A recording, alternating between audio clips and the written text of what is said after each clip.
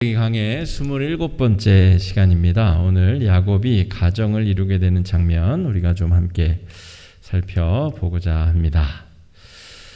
28장에서 29장으로 이제 넘어가는 중에 그다지 다른 설명이 등장하지 않습니다. 이제 베델에서 하나님의 환상을 보고 하나님이 할아버지 아브라함에게 주셨던 그 언약을 야곱에게 갱신하시죠. 이제 내가 너와 다시 이 약속을 갱신할 것이다. 너의 할아버지와 했었던 약속이지만 너의 할아버지는 이미 돌아갔고 이제 너와 내가 그 약속을 다시 갱신할 것이다. 네가 이곳으로 다시 돌아오게 될 터인데 그때까지 내가 너와 함께 할 것이다. 이런 내용의 말씀을 함께 나눴죠. 거기서 이제 29장 1절로 넘어가는 그 사이에 별다른 기록이 없습니다. 그런데 거리상으로는 약 900km 정도의 거리를 이동하게 됩니다. 이 당시 지금으로부터 한 2000년 전이죠. 지금으로부터 4000년 전입니다. 그러니까 기원전 2000년이니까 지금으로부터 4000년 전. 그러니까 그 당시에는 무슨 지도라든지 뭐 나침판이라든지 뭐 별다른 여행할 수 있는 도구가 없는 채로 이제 야곱은 약 900km를 북동쪽으로 조금씩 이동해서 이제 가야 됩니다. 어떻게 이 28장 22절에서 29장 1절 사이에 별다른 기록이 없이 어떻게 하란까지 야곱이 잘 도착할 수 있었을까? 우리 서울에서 김서방 찾기 이런 말이 있죠. 그러니까 낯선 곳에 가서 낯선 사람을 찾는 것이 얼마나 어려운가. 그런데 오늘 말씀을 잘 읽어보면 우리가 내용이 길어서 앞부분을 읽지 않았습니다만 그 내용도 같이 살펴볼 겁니다. 내용을 잘 살펴보면 하나님의 아주 잘 준비된 계획에 따라서 야곱이 외삼촌 라반의 집에 당도하게 됩니다. 그러니까 인간적인 어떤 생각으로는 절대로 외삼촌 집을 찾아갈 수 있는 상황이 아닙니다. 전화가 있는 것도 아니고 뭐 마중 나와 기다리는 것도 아니고 자기 조카가 올 것이다 생각하는 것도 아니고 아주 그냥 막연하게 여기서 부산까지 가는 거리를 한 번 더 가야 되거든요. 그러니까 걸어서 가자면 뭐 저 오사카 정도까지 바다까지 걸어가지고 쭉 가는 겁니다. 그러니까 그 먼 거리를 가는데 어디까지 가야 되는지 얼만큼 가면 외삼촌의 집에 당도할지 모르는 길을 지금 가고 있는 것이죠. 여러분, 이 말씀 가운데 아무 기록이 없지만 이 가운데 하나님이 어떻게 그를 인도하셨는가 우리가 그 관심을 가지고 오늘 말씀을 묵상해야 됩니다. 우리 인생도 마찬가지이기 때문입니다. 코로나19 사태를 저의 목회 선배들은 경험한 적이 없습니다. 그렇죠. 그러니까 저도 사실은 물어볼 선배님이 없는 거죠. 저도 처음 가는 길이고 우리 성도들 모두 이러한 전 지구적인 팬데믹 어려움을 처음 겪으며 신앙생활을 하고 있는 겁니다. 그런데 28장 22절에서 29장 1절까지가 그냥 암흑천지다 이렇게 생각을 하면 그 불안해서 어떻게 삽니까? 그죠?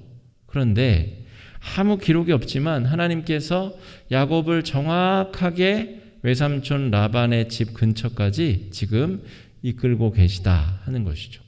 그래서 이게 아무 일도 아닌 것 같으나 엄청난 일이 지금 야곱에게 벌어지고 있는 것이다 라고 할 수가 있겠습니다. 그래서 하나님을 만났다는 것은 하나님과 언약을 맺었다는 것은 우리가 하나님의 자녀 백성이 되었다는 것은 하나님과 더불어 아주 역동적인 삶의 현장으로 뛰어드는 것을 의미합니다. 전 세계에 똑같이 코로나19 역병이 돌았잖아요. 그런데 하나님과 아무 관계없이 이 어려움을 통과해야 되는 사람도 있고 저와 여러분 우리 성도들처럼 오늘 본문의 야곱처럼 어딘지 모르고 가긴 가는데 보이지 않고 믿어지지 않으나 나에게 꿈에서 환상으로 나타나 주신 하나님이 나에게를 인도하신다라고 믿는 믿음으로 이 어려움을 통과하는 것과는 천지 차이 아니겠습니까? 오늘 그러한 은혜가 오늘 29장, 30장 우리 다음 말씀까지 쭉 야곱의 이 인생 가운데 어우러져 있다는 것을 우리가 기억해야 되겠습니다. 우리가 그냥 지나갈 때는 잘 모르는데 돌이켜보면 굽이굽이 하나님의 은혜와 이끄심이 아닌 적이 없다 하는 것이죠. 잘 돌이켜 봐야 됩니다. 그리고 그 내용들을 우리 자녀손들에게 끊임없이 알려주고 전해주고 믿음의 유산을 넘겨주실 수 있어야 됩니다. 야곱이 900km를 걸어가서 짧게 잡자면 하루에 사람이 한 10시간씩 걸으면 40km를 걷거든요. 그러니까 한 40일 동안을 10시간씩 걸으면 도착할 수 있는 거리긴 합니다만 그렇게 걸을 수가 없어요. 그리고 또 강도의 위험과 또 여러 산을 만나면 돌아가야 되고 이렇기 때문에 한 거의 두 달 반을 걸어갔다고 봐야 되는 겁니다. 그런 과정을 통해서 지금 야곱이 우물가 옆에 있는 양떼 무리를 만나게 됩니다. 그리고 그 양떼를 돌보고 있는 목자들을 통하여서 외삼촌 라반의 둘째 딸 라헬을 거기서 운명적으로 만나게 됩니다. 그러니까 우리가 좀 읽지 않았습니다만 29장 1절로 12절까지가 그 내용입니다. 어떻게 야곱이 우연히 길을 가다가 우물가 옆에 이제 양들 세 무리가 있고 돌보는 목자들이 있어가지고 또 목자들이 특이한 시간에 그 자리에 있었어요. 정상적으로 야곱이 생각할 때는 한참 더 돌아다니다가 물을 먹여야 되는데 예상보다 일찍들 모여가지고 거기에 있는 바람에 우연하게 라헬을 만나게 됐다는 것이죠. 이게 우연이냐 아니면 하나님이 역동적으로 이끌어 가시는 삶의 내용이냐를 구분할 수 있어야 되는 겁니다. 그러니까 나는 운이 좋아 이런 말은 성도들의 입에서는 아예 빼버려야 됩니다. 세상에 운이 어디 있습니까? 하나님이 이끌어 주시고 책임져 주시고 붙들어 주시는 것이지. 잘 안 되면 재수가 없어서 그런 말도 성도들의 입에서는 빠져야 됩니다. 성도들은 운에 이끌려 살아가는 대충 살아가는 사람들이 아니라 하나님과 함께 역동적인 삶 속으로 이제 붙들림을 받은 사람들이다 할 수가 있겠습니다. 그래서 이 목자와 양과 우물이라고 하는 이 상황에 야곱이 딱 직면하게 되면서 거기서 운명적인 만남이 지금 이루어지게 됩니다. 그런데 그 아까 말씀드린 대로 이 목자들이 제 시간이 아니라 조금 게으름 피워가지고 일찍 왔거든요. 그래서 만난 건데 야곱처럼 양들을 쳤으면 아마 그 우물가가 비어 있었을 것이고 돌로 막혀져 있었기 때문에 야곱도 통과해 갔을 겁니다. 그러면 야곱하고 이제 라헬하고는 만날 일이 점점 멀어지겠죠. 그러다가 나중에 돌아올 수는 있어도 이 목자와 양과 우물이 굉장히 중요한 역할을 하고 있다 하는 것입니다. 나중에 이 목자와 양과 우물이 이 아주 중요한 역할을 하게 되는데 성경에는 하나님과 우리 백성들 사이를 양과 목자로 비유한 내용들이 많이 있습니다. 그리고 다윗이 골리앗과의 싸움을 하러 나갈 때에도 자신이 목자였음을 상기하면서 하나님이 나를 지켜주실 것이다 라고 믿으면서 전쟁에 나아가기도 하죠. 그러니까 이 목자와 양과 우물이라고 하는 이 중요한 상징물이 지금 야곱의 인생에서 하나님께서 그를 이제 먹이시고 입히시고 인도하시며 목자의 입장에서 양이 얼마나 어리석습니까? 목자가 없으면 한 치 앞을 내다볼 수 없고 풀을 뜯을 곳을 또 마실 물을 얻을 곳을 안전을 담보할 수 없는데 목자가 있기 때문에 양이 생존할 수 있는 것처럼 앞으로 야곱의 인생이 참 좋은 목자이신 하나님께서 돌보시는 인생이 될 것이다 라고 하는 중요한 상징이 이 초반부에 지금 등장하고 있는 것입니다. 여러분, 우리가 어리석은 늘 의존할 수밖에 없는 양임을 고백하고 선한 목자이신 하나님의 이끄심에 우리의 삶을 맡길 수 있어야 됩니다. 여러분, 기도하실 때 기도가 잘 안 되잖아요. 그러면 내가 요즘에 제일 많이 생각하고 있는 것이 무엇인가, 그걸 떠올려서 그걸 하나님 앞에 그냥 있는 그대로 털어놓고 토로하며 기도로 연결하시면 기도가 점점 쉬워집니다. 내가 많이 생각하고 있다는 것은 고민하고 있다는 것이고 걱정하고 있다는 것인데, 양이 집단에 고민해봤자 이 목자에게 의지하고 의존하는 것보다는 나을 수가 없습니다. 그래서 오늘도 우리 수요 예배 마치고 또 기도하는 시간이 있을 텐데, 기도하면 부담이 되시는 분들은 내가 요즘에 많이 생각하는 것, 오래 생각하는 것, 길게 생각하는 것 자체를 기도 제목으로 잡고 하나님 앞에 기도하시면 오늘 선한 목자 되신 주님께서 우리의 기도에 선하게 응답하시고 시원한 물줄기로 우리의 마른 목을, 영적인 목을 축이실 줄로 믿습니다. 이 야곱이 이 우물가에 도착해가지고 목자들과 좀 긴 대화를 나눕니다. 이 앞부분에 보면 저런 대화를 굳이 왜 할까 싶은 대화들을 나눕니다. 이를테면 야곱이 지금 우물가에 왔잖아요. 우리 양 무리가 세 떼가 있었고 목자들이 있었는데 야곱이 그렇게 묻습니다. 왜 이렇게 우물가에 일찍 모였습니까? 예를 들어서 한 4-5시 해가 질 때쯤 돼가지고 이제 우물가에 모여서 물을 먹이고 이제 우리로 드려야 된다고 한다면 한 점심 먹고 1-2시쯤 이미 우물가에 다 모여 있는 거예요. 그래서 야곱이 볼 때는 아니 지금 좀 더 돌아다니면서 풀을 뜯겨야 될 시간인데 왜 벌써 여기에 왔습니까? 라고 목자들에게 묻습니다. 그러자 목자들이 뭐라고 대답하냐면 뭐 그냥 왔어요. 그리고 빨리 물 먹이고 들어가려고요. 이렇게 써있진 않지만 내용적으로는 그런 이야기입니다. 굉장히 게으르고 또 지혜가 없는 목자들의 답변이 실려 있어요. 그런데 이 만남이 앞으로 야곱의 인생에 굉장히 중요한 역할을 합니다. 그러니까 그 라반이 살고 있는 지역의 목자들이 대부분 그렇게 생활했다는 거예요. 지혜 없이 불성실하게.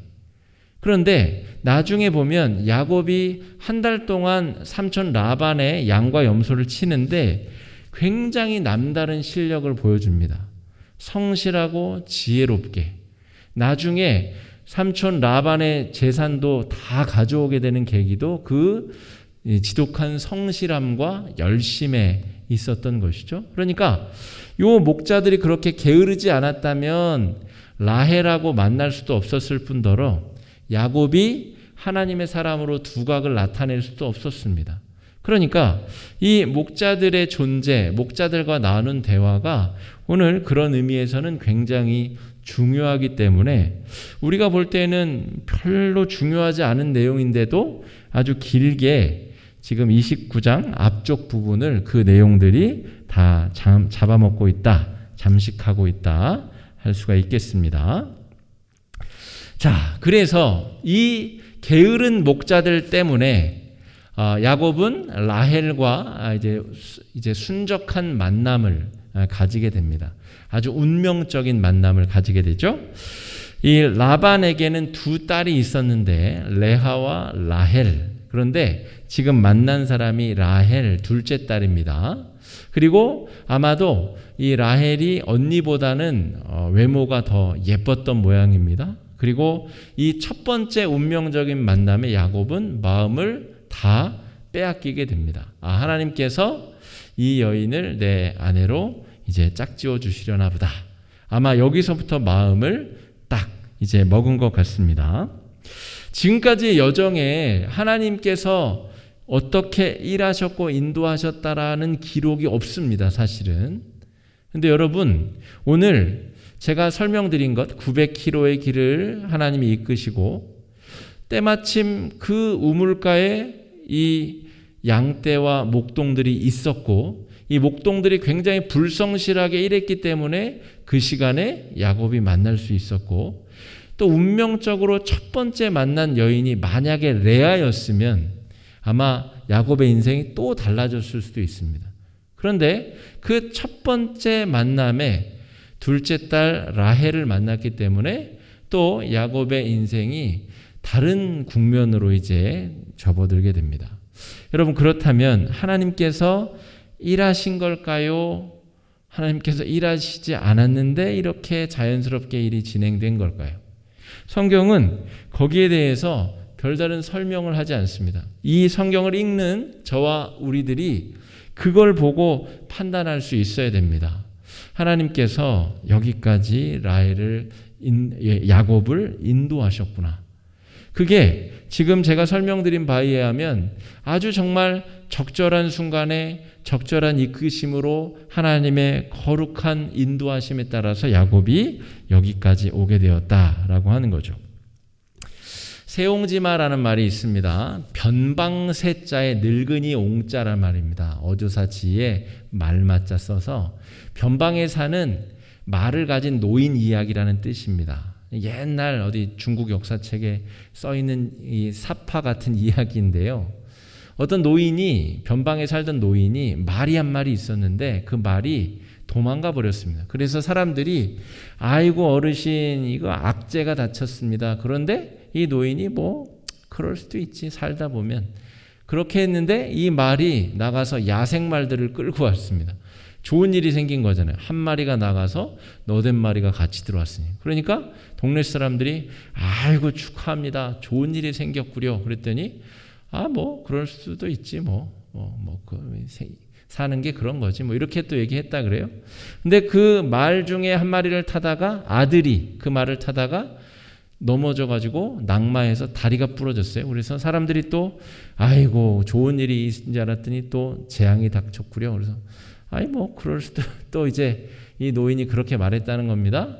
그랬는데 전쟁이 나서 젊은이들이 다 전쟁에 끌려가서 죽었는데 다리가 부러진 이 아들은 장애인이 돼서 전쟁에 안 끌려나가고 살아남게 되었다는 얘기입니다. 그래서 좋고 나쁜 거는 알 수가 없다는 말이 세옹지마라는 말입니다. 그런데 아까 제가 설교 초반부에 말씀드린 대로 나는 운이 좋아, 나는 재수가 없어 이런 말은 우리 입에서 이제 빼버려야 됩니다. 성도는 그렇게 살아가는 사람들이 아닙니다. 상도가 살아가는 인생에 세옹지마 같은 관점으로 인생을 바라보는 것은 하등 도움이 안 됩니다. 우리의 인생이 거듭난 사람들 아닙니까? 우리가 다시 태어났다는 말입니다. 예수의 보혈로. 우리 안에는 성령께서 살아가시는데 여전히 우리가 세상을 바라보는 눈은 세상 사람들 수준에 맞춰져 있는 경우가 많아요. 특별히 우리의 언어 생활이 세상 사람들의 기준에 맞춰져 있는 경우가 많다는 것이죠. 우리는 다시 태어난 변화된 새 사람인데 우리의 언어 생활, 우리의 생각, 우리의 사고방식은 세상 사람들하고 똑같다는 것이죠. 야, 복권이나 사볼까? 야, 복권 당첨되면 내가 한번 인생 정말 다시 한번 이미 새로운 삶을 살고 있는데 복권에 당첨돼서 돈 조금 생기면 새로운 인생입니까? 우리의 사고방식, 세상을 바라보는 관점, 우리의 마음가짐이 세상 사람하고 뭐가 다르냐라는 것을 오늘 이 창세기 29장에서 다시 한번 점검해야 된다는 것이죠. 예수가 제일 중요하고 예수 생명이 제일 중요하다 하면서도 여전히 우리의 관점은 세상 사람들과 똑같은 방법으로 흘러가는 경우들이 있다 하는 것이죠. 정말 하나님께서 여기까지 야곱을 인도하셨다라고 믿는다면 이후에 20년의 인생이 야곱 앞에 또 고난이 펼쳐지는데 그것 역시도 새로운 관점으로 볼 수 있어야 된다 하는 것이죠. 20년의 연단의 기간 역시도 하나님이 동행해 주시는 축복의 시간으로 볼 수 있어야 세상 사람들이 야곱의 인생을 보면 망한 인생이죠.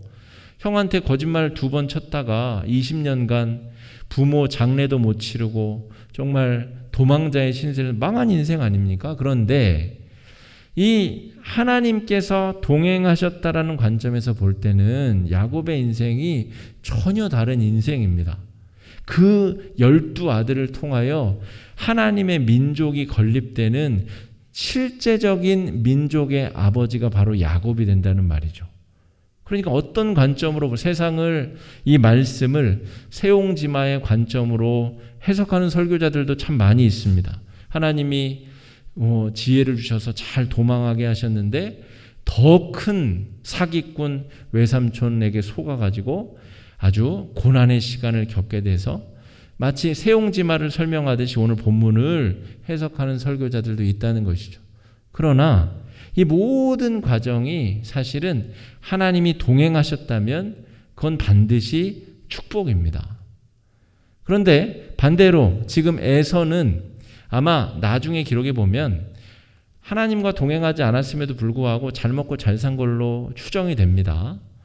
그렇다면 하나님과 동행하지 않고 잘 먹고 잘 산 것이 정말 그게 축복일까? 그렇지 않다는 것이죠. 하나님과 더불어 이 고난의 20년을 보낸 것이 오히려 값어치 있고 중요하고 의미 있는 인생이다.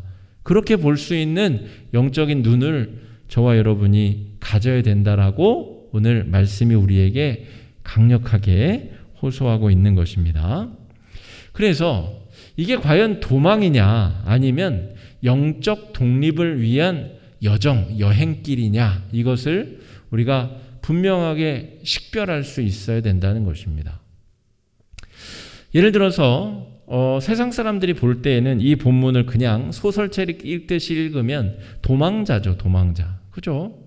도망의 길에 올랐다가 20년 동안 고생 많이 하고 이제 그렇게 늙어가는 한 사람의 남성의 이야기입니다. 그런데 다른 관점에서 보자면 이제 정말로 하나님께서 베델에서 야곱과 계약서를 다시 쓰는 겁니다. 할아버지 아브라함에게, 아버지 이삭에게 했었던 계약서 다시 이제 만료가 됐으니까 이제 내가 너랑 계약서를 다시 쓰겠다. 그리고 그 계약서를 쓰고 지금 그 인생이 새롭게 출발한 내용이라는 것이죠. 그리고 지금까지 야곱의 인생을 드라이브 몰아온 사람이 누구죠? 엄마입니다. 엄마. 엄마가 야곱의 인생을 지금껏 이끌어온 거예요. 그런데 이제는 야곱 곁에 아무도 없어요. 혼자 결정해야 되고 혼자 하나님과 더불어 어려운 결정들을 해 나가야 되는 겁니다. 사람이 도움을 받아야 될 때가 있어요. 그러니까 보호자로부터 보호를 받아야 될 연령이 있다는 것이죠. 그때 보호를 못 받으면 인성에 문제가 생기게 되죠. 그런데 적정한 때가 되면 독립을 해야 되는데 그 시기를 놓치면 더 큰 문제가 벌어집니다. 이 독립을 해야 될 때 독립하지 못한 의존적인 존재가 되어서 평생을 그렇게 남의 손에 맡겨진 인생, 남의 손에 휘둘리는 인생을 살게 된다는 것이죠. 영적으로도 여러분 마찬가지입니다. 새 가족이 와서 처음에는 도움을 받아야죠. 선배, 우리 신앙인들로부터 신앙의 도움을 받지만 그 어떤 때가 되면 스스로 성경을 볼 수 있고 스스로 하나님 앞에 기도할 수 있는 때가 와야 됩니다. 그게 못 오면 자꾸 다른 사람의 말이나 다른 사람의 행동에 시험 들고 자꾸 하나님과의 관계보다는 타인과의 관계에 이끌려서 갈팡질팡하게 되는 그런 일들을 보게 됩니다. 여러분, 우리 교회에도 제가 볼 때 있습니다. 하나님과의 관계에 집중하기보다는 다른 사람들과의 인간관계, 그 사람들이 하는 말, 그 사람들이 하는 여러 가지 행동들에 휘둘리고 흔들리고 신앙의 줏대가 흔들리는 사람들이 있다는 말이죠. 영적 독립을 이루었는가? 이것이 굉장히 중요하다는 것이고, 오늘 창세기 29장에서 야곱은 아주 중요하게 그런 순간을 지금 직면하고 있다. 이 중요한 이 영적 성장의 여정을 도망자로 규정할 수 있습니까? 제가 볼 때는 그렇게 규정하면 안 됩니다. 지금 영적으로 독립하는 혼자 하나님과의 관계를 아주 멋지게 쌓아나가는 영적 독립의 여정이지 그냥 외적으로 죄짓고 도망의 길에 오른 도망자라고 보기 어렵다. 이미 그 죄악은 베델에서 28장 베델에서 하나님이 이미 이 영적으로는 이 사함을 주신 것으로 봐야 됩니다. 물론 도의적인 책임을 에서에게 져야 되긴 하지만 그 베델에서 재계약을 갱신하면서 하나님께서 야곱에게 그 죄에 대해서는 더 이상 묻지 않으시기로 하셨다라고 보아야 한다는 것이죠. 그래서 지금 이 여정은 20년간의 이 여정은 야곱이 하나님의 약속을 의지하고 깨닫고 새롭고 변화되게 되는 나중에 저 야복강에서 하나님과 씨름을 할 때 클라이막스가 이르게 되는 그 영적인 독립 과정에 이제 첫 발을 내딛게 된 것이다 라고 하는 것이죠. 여러분, 저도 우리 아이를 위해서 늘 그렇게 기도해야 될 것이지만 우리 자녀손들이 영적으로 독립할 수 있도록 여러분 기도해 주셔야 됩니다. 맨날 부모님이 잔소리해야 교회 가고 하나님 앞에 예물 드리고 봉사하고 그렇게 되는 사람들이 아니라 인생의 어떤 순간에는 하나님 앞에 바로 직면해서 서야 되는 때가 있다는 것이죠. 남이 도와주는 신앙이 아니라 자기 신앙이 오롯이 서야 되는 때가 다가온다 하는 것입니다. 그래서 이제 야곱이 삼촌 라반을 만나서 그 집에서 이제 생활을 시작하게 되는데 한 달 정도의 시간을 보내게 됩니다. 그런데 한 달을 보내고 나서 외삼촌 라반이 조카 야곱을 보고 깜짝 놀랍니다. 아까 29장 1절에서 12절까지의 내용 중에 그 근방의 목자들이 일하는 방식에 대한 기록이 나온다고 말씀드렸죠. 지혜도 없고 불성실하게 대충 일을 하는 목동들에 비해서 야곱은 자기가 살던 때에서는 그렇게 안 했거든요. 그래서 자기가 하던 대로 성실하게 그저 한 달 동안 외삼촌의 양과 염소 무리를 쳤던 것 같습니다. 그런데 라반이 보고 깜짝 놀랍니다. 이 아이를 붙잡아야 되겠다. 얘를 데리고 있어야 내가 우리 집이 좀 피겠다라고 판단을 한 것 같습니다. 14절 15절 말씀 한번 읽어보겠습니다. 라반이 이르되 너는 참으로 내 혈육이로다 하였더라. 야곱이 한 달을 그와 함께 거주하더니 라반이 야곱에게 이르되 내가 비록 내 생질이나 어찌 그저 내 일을 하겠느냐. 내 품삯을 어떻게 할지 내게 말하라. 자, 이 말을 잘 보십시오. 라반이 이르되 너는 참으로 내 혈육이로다. 그런데 조금 뒤에 가면 이 삼촌이 조카를 속여 먹죠. 자기 옆에 더 있게 하면서 자기 재산을 증식시키기 위해서 아주 큰 거짓말을 합니다. 참으로 내 혈육인데 참으로 내 혈육한테 그런 거짓말을 합니까? 그러니까 이 말은 그냥 사탕발림으로 하는 말이죠. 목적은 이놈 쓸만하고 똘똘한데 내 옆에 두면 내 재산을 아주 잘 굴려주겠는데 그런 판단을 했다는 것이죠. 세상 사람들은 그렇게 세상을 바라봅니다. 이익이 되느냐? 그렇지 않느냐. 그런데 놀랍게도 야곱은 사랑을 위하여 자기 자신을 내려놓습니다. 변화되는 것이죠. 야곱도 똑같은 인간 아니었습니까? 형에게 거짓말 칠 때는 자기만 있는 거예요. 자기만. 나만 잘 되고 내가 복받고 나만 잘 되면 그런 인간이었는데 이게 영적 독립을 위한 여정이라고 말씀드렸잖아요. 나중에 보면 자기가 사랑하는 여인을 위하여 자기 인생을 헌신하고 희생하는 결정을 하는 사람으로 자기도 모르게 성숙하고 있다는 것이죠. 그러니까 오늘 이 29장에 이 야곱이 4명의 아내를 맞이하게 됩니다. 결국. 그런데 그 과정이 사실은 옛 자아로부터 벗어나 이제 조금 더 성숙하여서 하나님의 그 약속을 성취할 족장으로 백성으로 성숙해 나가는 귀한 과정을 담고 있다라고 말할 수 있겠습니다. 물론 지금 이 라반이 야곱을 속이는 과정을 형을 속인 대가를 치르게 되는 야곱으로 또 해석할 수 있습니다. 이게 틀린 해석이 아닙니다. 여러분, 하나님을 잘 믿으면 인간적으로 저지른 모든 과오가 그냥 덮어질 것이다 라고 믿으면 안 됩니다. 예수 그리스도께서 십자가 위에서 죽으신 그 대속의 죽음은 우리의 영을 위한 죽음입니다. 우리가 물건을 훔치고 다른 사람을 해치고 못살게 구는 것까지 이 형사적인 책임까지 예수님께서 다 짊어지신 것이 아니라는 것이죠. 그 영적인 죄에 대해서 우리가 되돌릴 수 없는 그 죄의 무게에 대해서 책임을 지신 것이고, 우리가 인간 세상에서 저지르는 그 잘못은 그에 대한 대가를 반드시 지불하여야 됩니다. 그것이 바른 신앙이고 참 좋은 신앙입니다. 나는 하나님께 회개하였으니 나는 너에게 회개할 마음이 없다. 이것처럼 진리를 왜곡적으로 자의적으로 해석한 우상숭배적인 신앙은 없다 하는 것이죠. 형을 속인 그 대가를 지금 외삼촌 라반, 더 심각한 거짓말쟁이를 만남으로 지금 이 야곱은 깨닫게 됩니다. 자기가 저지른 잘못이 무엇인가를 지금 반성할 수 있는 계기를 갖게 된다는 것이죠.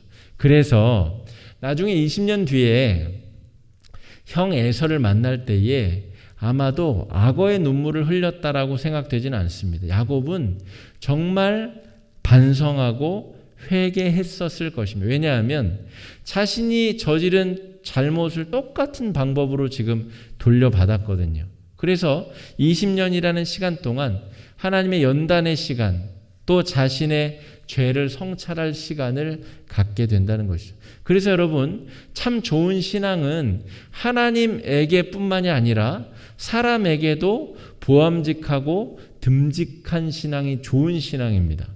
하나님께는 멋져 보이는데 사람들한테는 손가락질 당하고 아무 매력이 없는 그런 신앙은 반쪽짜리입니다.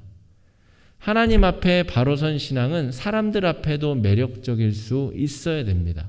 그리고 자기가 혹시 사람들한테 잘못한 게 있다면 당연히 그 대가를 지불하고 책임을 감수하는 것이 바른 신앙인 것이죠. 20년 뒤에 야곱은 그러한 능력을 체득하게 되는 사람으로 영적인 성숙을 이루게 된다 하는 것이죠. 언약을 위한 헌신과 희생의 필요성을 야곱은 지금 배우게 됩니다. 28장 지난주 말씀으로 돌아가 보십시오. 하나님이 언약을 맺자 그랬잖아요. 그죠? 그리고 제가 뭐라고 설교했죠? 하나님이 언약을 제시했는데 야곱은 이기적으로 그 언약을 다시 조건을 거는 서원으로 내어놓습니다. 나를 여기까지 데려오시면 내가 그때 제단을 쌓고 11조도 드리고 하나님 앞에 잘하겠습니다. 조건부 계약서를 썼다는 것이죠. 그 수준이 그렇게밖에 안 되는 사람이었어요, 야곱은. 그리고 지금 도망 중에 있었거든요. 아무도 믿지 않고 하나님도 믿지 않고 조건을 달아서 서원을 하는 그런 존재였다는 것이죠. 나에게 이익이 안 되면 내가 조금 더 희생할 마음이 없는 그런 인간, 매력적이지 않은 인간, 그게 야곱이었는데 오늘 이 두 번의 결혼식, 그러니까 자신이 첫눈에 반한 그 둘째 딸을 얻기 위하여 삼촌에게 7년간 내가 일을 하겠습니다. 7년 뒤에 결혼식을 올려주십시오. 그리고 그 약속만 믿고 7년을 수일처럼 여기면서 왔는데 그게 이제 무너져 내리게 되죠. 삼촌이 큰딸 레아를 먼저, 이 본문을 읽으시고 여러분 조금 이 의아하신 분이 있을 수도 있습니다. 우리 현대의 결혼식은 대낮에 펼쳐지잖아요. 그리고 딴따단할 때 신랑 신부가 입장하고 얼굴을 보기 때문에. 그런데 이 고대의 결혼식은 그렇게 진행되지 않습니다. 그러니까 축제를 벌이고 놀다가 술도 많이 먹고 잔치를 벌이다가 밤에 이제 숙소에 이제 은밀하게 아내가 들어오게 되는 겁니다. 그러니까 깜깜한 데 들어와서 술은 취해 있고 이제 그 당시에 이 예식 문화에 대해서 이야기하자면 그렇다는 것이죠. 그러니까 그 밤을 지내고 났더니 자기가 생각했었던 둘째 딸 라헬이 아니었던 거죠. 그런 일이 벌어져 버린 겁니다. 그렇기 때문에 지금 야곱은 속아놓고 나서 내가 참 억울하다 하면서 다시 둘째 딸 라헬을 얻기 위해 7년간의 시간을 다시 보내게 됩니다. 물론 일주일 뒤에 두 번째 결혼을 하고 그 이후로 7년간의 약속을 지키게 되는 것이죠. 여러분, 야곱이 변화되는 가정이 아니었다면 어떻게 했을까요? 7년을 더 하겠습니다 하고 둘째 딸 라헬을 얻고 난 다음에 도망칠 수 있었겠죠. 그죠? 자기도 속았으니까 나도 너를 속이겠다. 이전에 야곱 같으면 100번도 그렇게 안 했겠습니까? 더 심한 죄도 저지르겠죠. 삼촌 라반을 살해한다든지, 그래서 삼촌의 재산을 다 가지고 도망간다든지, 우리가 상상할 수 있는 여러 가지 범죄들이 펼쳐질 수 있어요. 그런데 야곱은 그렇게 하지 않습니다. 자기가 속았지만 그 약속을 지키기 위해서 희생하고 노력하는 삶을 살아가게 됩니다. 뭔가 바뀌었어요. 사람이 변화되고 있다는 것이죠. 그리고 그것이 이 성경을 읽고 있는 우리들에게도 감동을 주고 우리도 그렇게 돼야 되겠다. 나도 우리가 사실 야곱보다 나은 게 뭐가 있습니까? 늘 거짓말하고 하나님 앞에 신실하지 못하고, 하나님 여기까지 해주면 나도 여기까지 좀 해볼게요 라고 조건부 서약이나 하고, 우리가 늘 그런 존재인데 야곱이 아주 연약한 사람이기 때문에 우리에게도 은혜가 되는 부분이 거기에 있는 것이죠. 여러분, 그래서 지금 야곱이 그 기간을 이겨내는 힘은 이 인간적인 사랑이라고 하는 힘이지만, 더 넓게 해석해 보자면 하나님이 인간들을 향한 이 뜨거운 사랑이 십자가를 만들어냈고 성령을 보내시는 일로 변화됐고, 사실은 우리 자신이 살아가고 있는 원동력이 뭡니까? 바로 이 사랑이라는 것이죠. 사랑. 하나님의 사랑으로 우리는 은혜를 받아 살아가는 것이고, 하나님이 주신 사랑의 그 흔적 때문에 우리도 원수를 위해서 기도하고 사랑하며 살아갈 수 있다는 것입니다.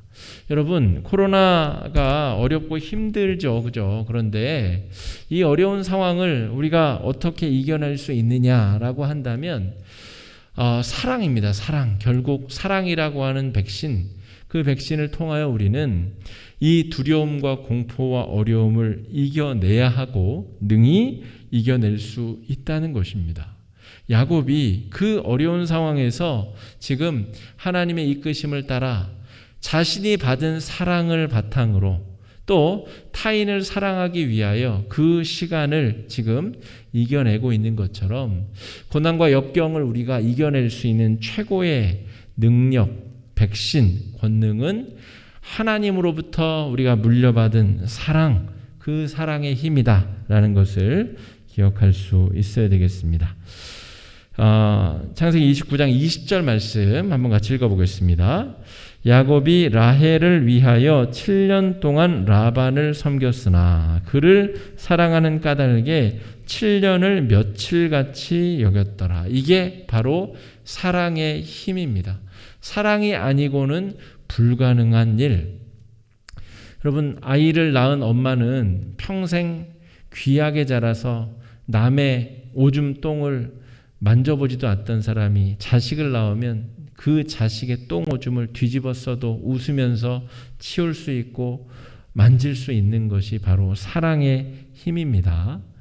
그 늙으신 부모님의 뒷수발을 다 감당하면서도 기쁨으로 할 수 있는 이유가 사랑이기 때문입니다. 사랑은 하나님으로부터 말미암는 것인데, 그 사랑의 종류는 다양하지만 사랑의 근원 자체는 하나님이시다 하는 것이죠. 이 세상이 창조된 이유도 사랑이고 원리도 사랑이고, 이 세상이 돌아가는 모든 근원적인 원리의 바탕이 사랑으로부터 말미암는다라고 하는 것을 우리가 잘 기억해야 되겠습니다. 야곱의 이제 본격적인 삶이 시작되고 있는데, 여러분, 이 창세기 말씀을 우리가 잘 계속 묵상하면서 우리 안에 동행해 주시는 하나님의 그 귀한 사랑이 깨달아질 수 있기를 바랍니다. 야곱이 경험한 이 은혜를 우리도 경험할 수 있어야 된다는 것이죠. 그래서 또 내일부터 또 하루가 시작이 될 텐데 여러분 하나님과 동행하며 거듭난 사람답게 동행하며 그 가슴 뛰는 영적 여정에 여러분 동참하실 수 있는 그런 귀한 한 주가 또 되시기를 주님의 이름으로 축복합니다. 오늘 말씀 기억하시면서 우리가 4가지 정도 기도 제목 가지고 함께 기도하겠습니다. 우리 개인 기도하는 것처럼 길게 할 수는 없으나 이 저녁에는 우리가 기도 제목 중심으로 짧게 집중해서 기도하고 또 다가오는 수요일이 되기까지 이 기도 제목 기억하시면서 여러분 시시로 때때로 함께 이 말씀 붙잡고 기도하실 수 있는 여러분 되시길 바랍니다. 첫 번째 기도 제목은 이것입니다. 우리도 야곱처럼 미지의 길을 여행하는 여행자들이라고 볼 수가 있습니다. 하나님과 동행하며 또 인도하심을 믿으며 우리 영적 여행 중에 낙심하지 않고 앞으로 전진할 수 있도록 여러분 위해서 기도해 주시고 하나님께서 동행해 주신다라고 하는 그런 확신 가운데 보이지 않고 어려운 그 여정을 주님과 함께 가슴 뛰는 여정을 나설 수 있는 우리들이 될 수 있게 해달라고 이 시간에 함께 마음을 합쳐 기도하며 나아가겠습니다. 기도하겠습니다. 사랑의 주님, 늘 감사합니다. 시간에 말씀 의지하여서 기도하며 나아갑니다. 우리 야곱의 인생을 살펴보며 야곱이 걸어간 그 900km의 여정 동안 하나님께서 그 앞길을 열어주시며 보호해 주시며 이끌어 주시며 언제 멈춰야 되는지 그 길을 정확하게 인도하신 것처럼 우리의 인생길도 주님과 동행하며 나아가는 가슴 뛰는 인생길 되도록 주님 역사하여 주시옵소서. 이 코로나 와중 어려운 시기에 우리의 믿음이 약해지고 우리의 신앙이 굽는 것 같으며 우리가 여러 환난과 어려움에 직면하고 있지만 하나님 아버지 주의 이끄심과 인도하심을 따라서 승리하는 인생 될 수 있도록 주님께서 붙잡아 주시고 함께해 주시며 역사해 주시는 인생 될 수 있도록 아버지 인도해 주시고 주장하여 주시옵소서. 하나님께서 이끌어 주시고 인도해 주셔야만 우리의 인생이 새로워지고 거듭날 수 있겠습니다.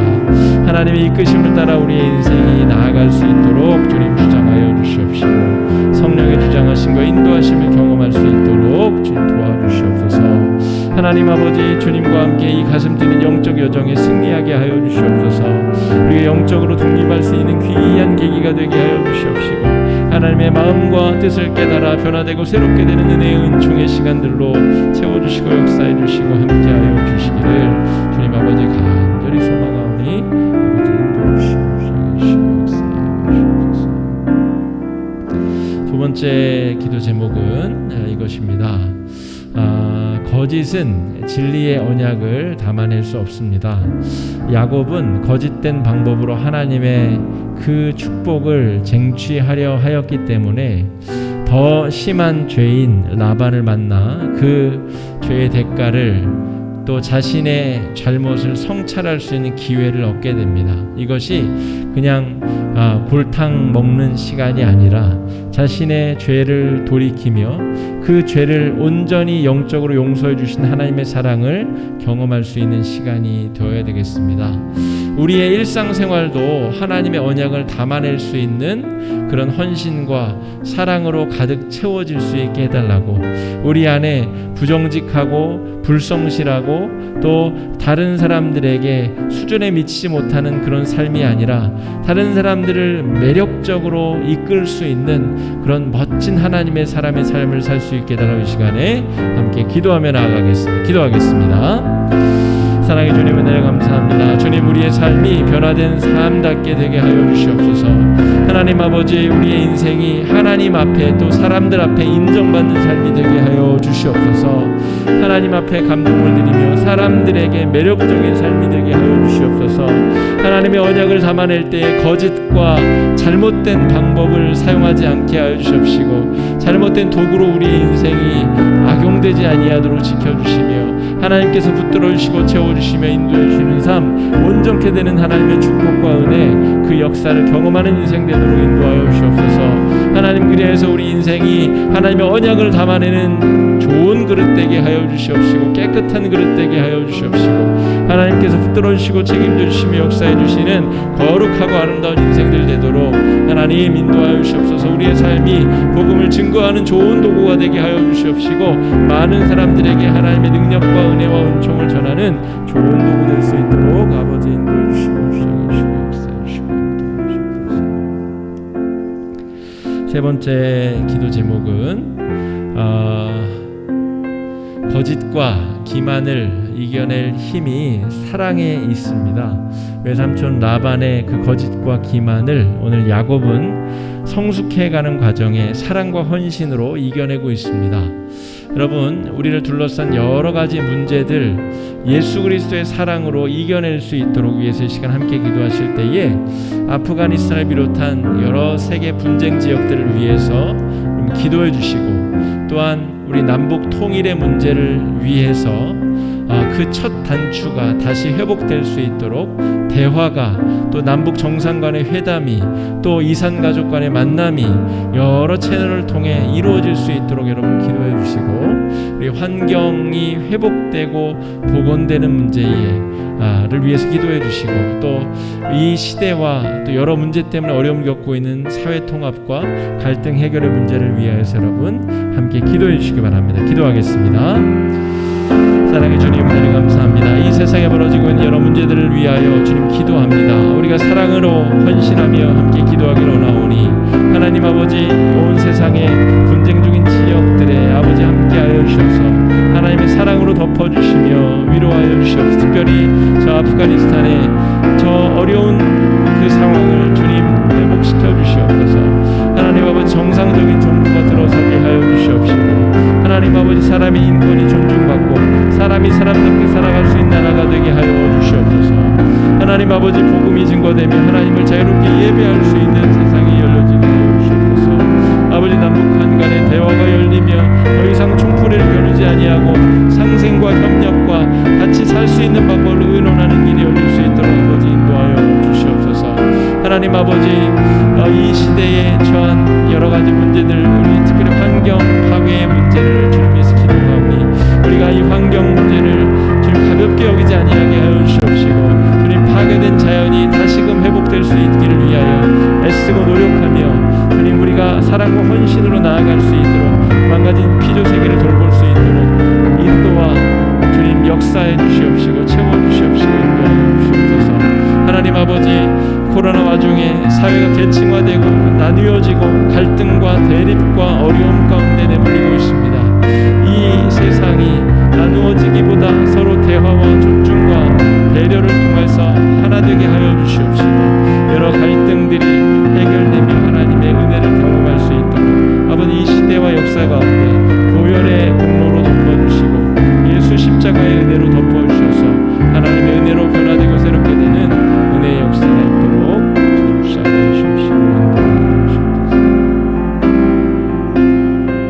마지막 기도 제목입니다. 우리 개인적인 기도 제목, 또 입원 중에 또 댁에서 치료하고 투병 중인 성도들을 위해서, 또 영적인, 경제적인, 관계적인 어려움을 겪고 있는 우리 목장원들, 우리 교인들 생각나는 얼굴들 떠올리시며 이 시간에 함께 기도하며 나아가겠습니다. 기도하겠습니다.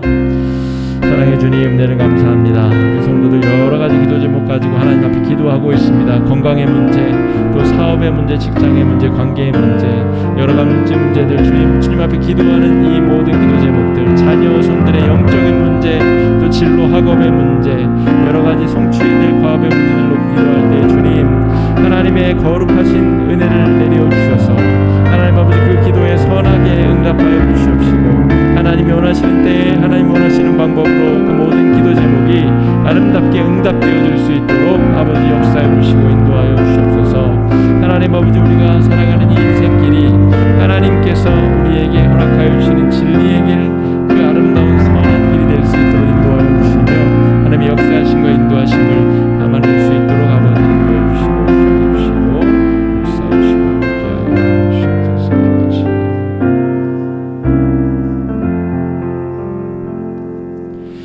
사랑해 주님, 오늘도 말씀을 통해 우리에게 권면해 주시는 은혜를 감사드립니다. 우리 역시도 하나님 앞에 불성실하고 불충분하고 이기적인 마음으로 하나님을 섬겼다가 영적 성장의 과정을 겪고 있는 성도들, 우리들의 삶의 모습이 오늘 말씀을 통해 발견되게 하여 주시옵시고, 야곱과 더불어 우리의 신앙도 우리의 인생도 성숙함으로 나아갈 수 있도록 인도해 주시고 역사하여 주시옵소서.